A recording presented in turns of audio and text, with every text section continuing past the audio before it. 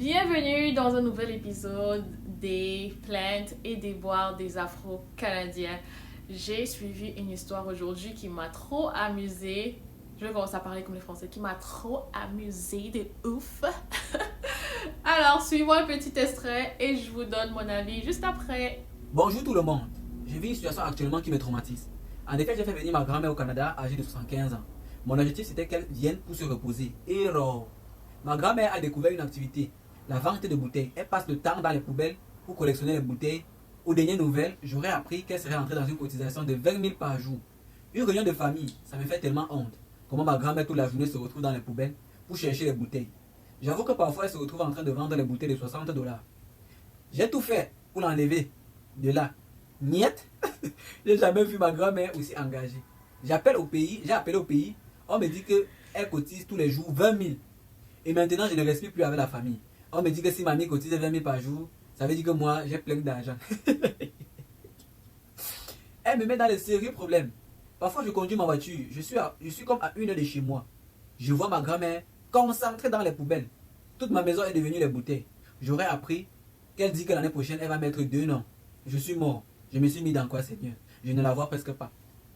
Alors, ce message, c'est pour tous les boys qui amènent leurs parents d'Afrique pour que leurs parents viennent ici pour se reposer. Ramasser les bouteilles dans le pays si ce n'est pas la mendicité.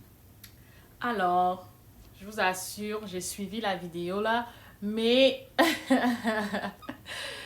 la grand-mère, en tout cas pour tous ceux qui font venir leurs parents ou grands-parents, alors la plupart des parents que moi j'ai rencontrés ici, honnêtement, c'est ça, ils n'aiment pas beaucoup rester ici, ils n'aiment pas beaucoup rester sur place. Ceux qui ne veulent pas rester en tout cas dans l'égalité, ils n'aiment pas rester sur place. Donc il y a deux choses ici que j'aimerais souligner qui sont quand même assez valides.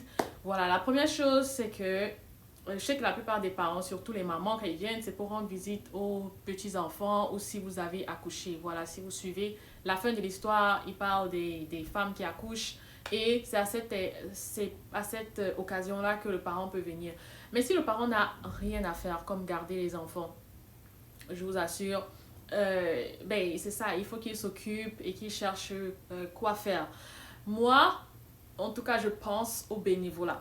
Voilà, je peux dire à mon parent de faire du bénévolat, mais pas de vendre quelque chose, vous voyez. Bon, là, ça dépend de chaque individu, ça dépend de chaque personne, ok? Donc, ce qui est valide à ce niveau-là, c'est que oui, il peut faire, si la maman n'est pas fatiguée, elle peut faire ou il peut faire ce qu'ils veulent, voilà.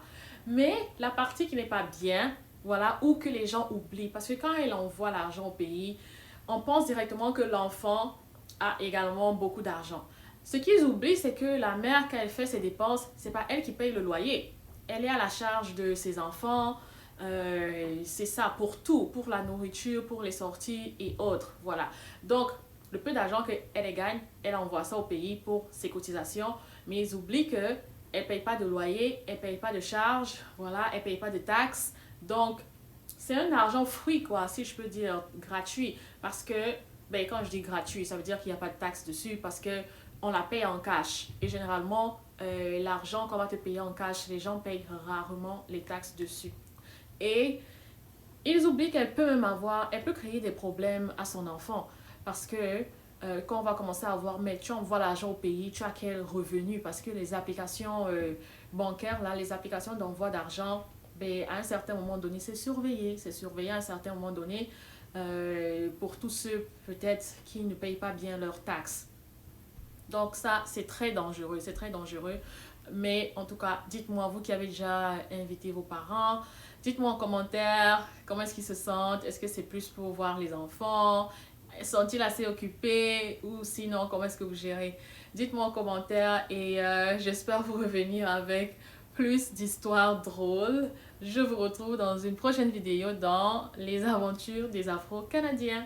À bientôt!